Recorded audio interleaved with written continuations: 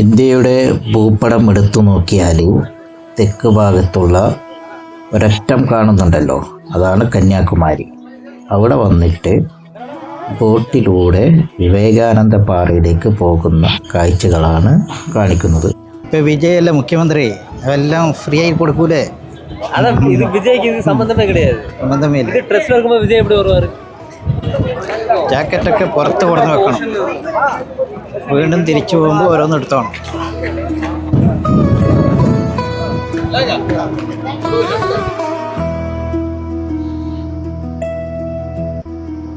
ഒരു കൂട്ടം ആൾക്കാർ പോയിട്ട് വന്നതാണ്. 100 രൂപ കൊടുത്തിട്ട് വരണം ഇങ്ങോട്ടേക്ക്. എന്തിനാണ്?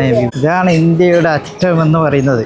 മാപ്പിൽ നോക്കുമ്പോൾ കന്യാകുമാരിയിൽ ഒരു മൂലയായിട്ടുള്ളൊരു ഭാഗമുണ്ടല്ലോ, അതാണ് ഈ സ്ഥലം. പക്ഷെ മുക്കടൽ എന്ന് പറയുന്ന ഒരു ഭാഗം ഇതിൻ്റെ അപ്പുറമാണ്.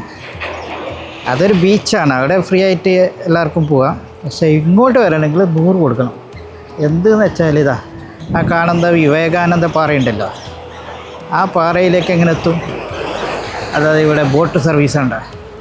ഇവിടെ നിന്ന് ബോട്ട് സർവീസ്, ഈ ബോട്ടിലൂടെ അവിടത്തേക്ക് എത്തിക്കും. അതിനാണ് ഇവിടുന്ന് 100 രൂപക്ക് ടിക്കറ്റ് കൊടുക്കുന്നത്. ഇതാ അങ്ങ് ആ ഗേറ്റ്, ആ ഭാഗത്തിന് അപ്പുറത്തെ ഭാഗത്തു നിന്ന് 100 രൂപ ടിക്കറ്റ് എടുക്കണം. അത് അതിൻ്റെ അകത്തൂടെ വരണം, കുറച്ച് നടക്കാണ്ട്.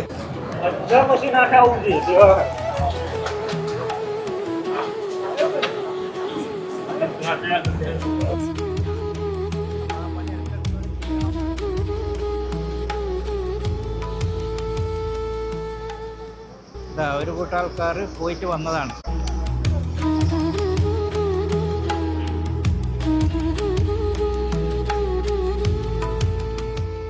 ഈ ബോട്ട് ജെട്ടിയുടെ നടത്തിപ്പിന് കുറേ ചിലവുണ്ടെന്ന് കാണുന്നു.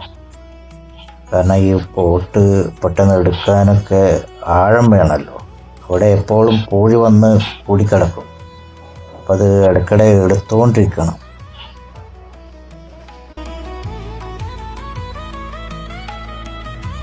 ബോട്ട് സർവീസ് തുടർച്ചയായി നടന്നുകൊണ്ടിരിക്കും. നിങ്ങൾ വരുന്നുണ്ടെങ്കിൽ കഴിയുന്നത്ര 4 മണിക്ക് മുമ്പായി വരിക. 4 മണിക്ക് ശേഷം ബോട്ട് സർവീസ് സാധ്യത കുറവാണ്. ചില ദിവസങ്ങളിൽ വ്യത്യസ്തമാകാം.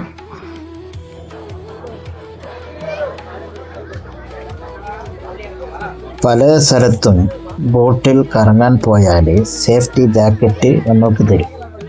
പലതും മുഷിഞ്ഞതായിരിക്കും, പലരും ധരിച്ച ജാക്കറ്റാണ് നമ്മൾക്ക് തരുന്നത്.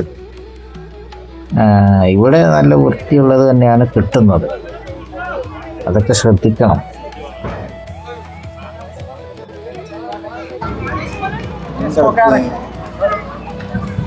ബോട്ടിൽ നിന്ന് പുറത്തിറങ്ങുമ്പോൾ നമ്മുടെ ജാക്കറ്റ് ആ ബോക്സിലേക്ക് ഇടുക, തിരിച്ചു പോകുമ്പോൾ ഓരോന്നെടുക്കുക, അത്രയേ ഉള്ളൂ.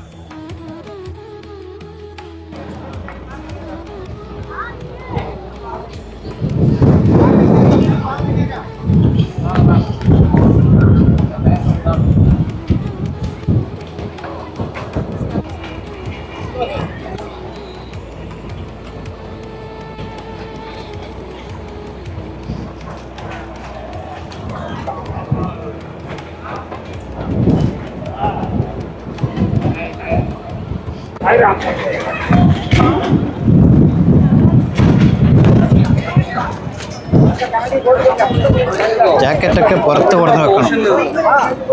വീണ്ടും തിരിച്ചു പോകുമ്പോൾ ഓരോന്ന് എടുത്തോണം.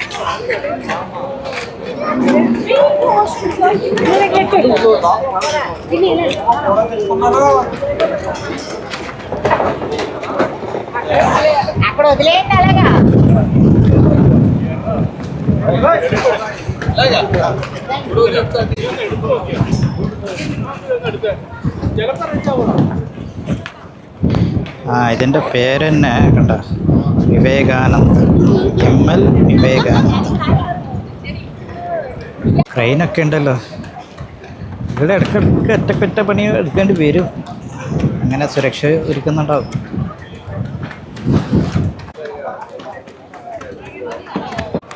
കണ്ടുവരുന്നവർ ആ സൈഡിലോ കൂടി വന്നിട്ട് അത് ആ ബോട്ടിലേക്ക് കയറും. ഭയങ്കര നല്ല സെറ്റപ്പ് ഉണ്ട് കേട്ടോ അല്ലേ. എല്ലാത്തിനും ഒരു ക്രമമുണ്ട്. ഇവിടെ ഒരു 30 രൂപ ടിക്കറ്റ് ഉണ്ടല്ലോ. ദർശനം കൂപ്പൺ.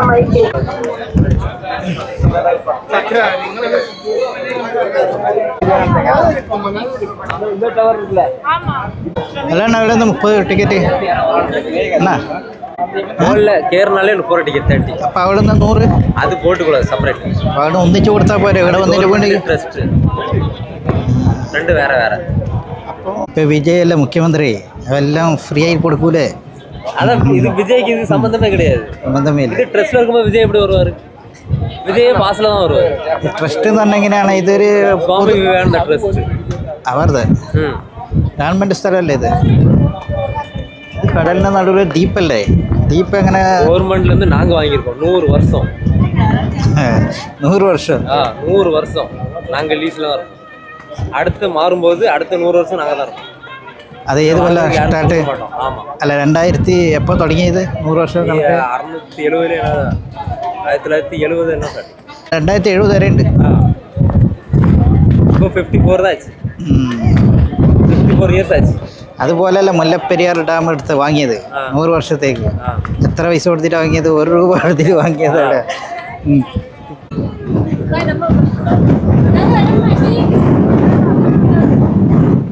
വിവേകാനന്ദ സ്വാമിയായിട്ട് എന്താണ് ഇത് ബന്ധമുള്ളത് സാറേ? ഇത് വിവേകാനന്ദ സ്വാമിയായിട്ട് എന്ത്? அவருக்கு தியானம் பண்ணார். ധ്യാനം? 3 நாள் ഇവിടെ ധ്യാനം? தியானம் டிசம்பர் 25, 26, 27 3 நாள். அதுக்கப்புறம் தான் அவர் அமெரிக்கா போனார். ആകെ 3 ദിവസം ഇവിടെ ഉണ്ടായിട്ടുള്ളൂ. അതുകൊണ്ട് ഇവിടുത്തെ പേരെങ്ങനായി മാറി? അപ്പോൾ 3 ദിവസം ഇവിടെ ധ്യാനം ഇരുന്നത് കൊണ്ടാണ് ഈ പേര് വന്നത്. அதுக்கு முன்னே கன்னியாகுமரி பகவதி சிவனை கல்யாணம் பண்ணதுக்காண்டி ஒத்த காலில் தவம் செய்திருக்கான். இது அவருக்கு தெரிஞ்சுதான் இங்க வந்து பண்ணது. சிவனை கல்யாணம் பண்ணதுக்கு பார்வதி ഇവിടെ വന്നു கன்னியாகுமரி ഇവിടെ வந்து ഒരു കാലിൽ தவம் ചെയ്തിருக்கான். ഒറ്റ കാലിൽ எப்படி? അതുകൊണ്ട് വിവേകാനന്ദ ഇവിടെ വന്നു. അപ്പൊ 2 ഐതിഹ്യമാണ്. ഒന്ന് ചരിത്രമല്ലേ? വിവേകാനന്ദ ചരിത്രം തന്നെയല്ലോ. ഇത് ഐതിഹ്യം, പുരാണം. പുരാണം. ഒരു കാലിൽ ദവം ചെയ്ത് കല്യാണം നടക്കല്ല. അതാ കന്നി. കല്യാണം നടക്കില്ല. അതാ കന്നി. കന്യാകുമാരി ക്രിസ്ത്യൻ. കന്യാകുമാരി പേര് തന്നെ അങ്ങനെ വന്ന് അല്ലേ? അപ്പൊ ഇത് പാറയല്ല മൊത്തം? പാറ. ഇതൊക്കെ പാറ. പിന്നെ പെയിന്റ് അടിച്ച സിൽവർ അത് ചിന്ന ഗ്യാപ്പ് ഇരിക്കുന്നില്ല. കളർ അടിച്ച്. ഇതൊക്കെ പാറയാണ് കൊത്തിയത് ഉണ്ടാക്കിയത്? ഈ സ്റ്റെപ്പ് പാറയില്ല. ആദ്യം കന്യാകുമാരി ഡിസ്ട്രിക്ട് வந்து കേരള. അതെ കേരളത്തിൽ നിങ്ങൾ പിടിച്ചെടുത്ത് അല്ല? കന്യാകുമാരി ഞങ്ങൾ ഇത് കേരളമാണ് ശരിക്കും അല്ലേ? ശരിക്കും പറഞ്ഞാൽ ഇത് കേരളമാണല്ലേ? അത് ഓരോ സ്റ്റേറ്റ് ആയിട്ട് ഭാഷാടിസ്ഥാനത്തിൽ വേർതിരിക്കുമ്പോൾ ഇവിടെ കൂടുതൽ തമിഴ് സംസാരിക്കുന്നവർ അങ്ങനെ ഇങ്ങോട്ടേക്ക് വന്നത്. തമിഴ്നാട് കൂടെ അല്ലേ? അങ്ങനെയാണ് സംഭവം. അപ്പൊ ഇത് ഇന്ത്യൻ്റെ ഒരു അറ്റല്ലേ ഭൂപടത്തിൽ നോക്കുമ്പോൾ? ഇത് അറ്റല്ലേ? അതാണ് ഇത് കടലിലല്ല. ഇത് കടലല്ലേ? അത് ലാസ്റ്റ് റെഡ് ലൈൻ ഇരിക്കില്ല. കന്യാകുമാരി 50 ലാസ്റ്റ്. അതാണ് ലാസ്റ്റ്. അപ്പൊ അവിടെ ഒരു മുക്കടൽ എന്ന് പറഞ്ഞൊരു സ്ഥലമില്ലേ? കന്യാകുമാരി ബാക്കിലെ 3 കൂടിയ കടൽ. പക്ഷെ ഇവിടെ ആകെ ഒരു കടലല്ലേ കാണുന്നുള്ളൂ. ഇത് ബംഗാൾ. ഇത് ബംഗാള അല്ല അറബിക്കടലാണ്? ബംഗാൾ. അപ്പൊ അറബിക്കടലാണ്. ലൈറ്റ് ഹൗസ് അറബിക്കടൽ. ഇത് ബംഗാൾ. ഇന്ത്യൻ മഹാസമുദ്രം.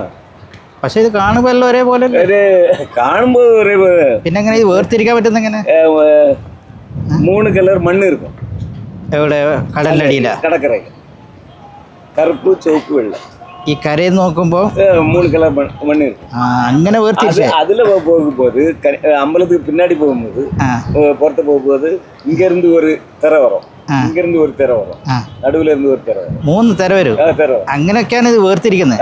മണ്ണ്, തിര ഇതൊക്കെ നോക്കിയിട്ട് ശാസ്ത്രീയമായിട്ട് വേർതിരിച്ചേ. പക്ഷെ നമ്മ പെട്ടെന്ന് നോക്കാൻ നമുക്കൊന്നും അറിയില്ല. ഇനിയാണ് കാഴ്ചകളൊക്കെ ഉള്ളത്. അവിടെ വിവേകാനന്ദ സ്വാമി ധ്യാനമിരുന്ന സ്ഥലവും പിന്നെ കന്യാകുമാരി ദേവിയുടെ തപസ്സിരുന്ന സ്ഥലവും കാണാം. പിന്നെ ഗ്ലാസ് ബ്രിഡ്ജിലൂടെ വേറൊരു പാറയിൽ പോയി അവിടെ തിരുവള്ളൂർ പ്രതിമയും കൂടി കാണാം നമുക്ക്. എല്ലാവരും ഒന്ന് സബ്സ്ക്രൈബ് ചെയ്യണം. അടുത്ത വീഡിയോയിൽ ഫുൾ ഡീറ്റെയിൽസുമായി ഞാൻ വരുന്നതാണ്. നന്ദി.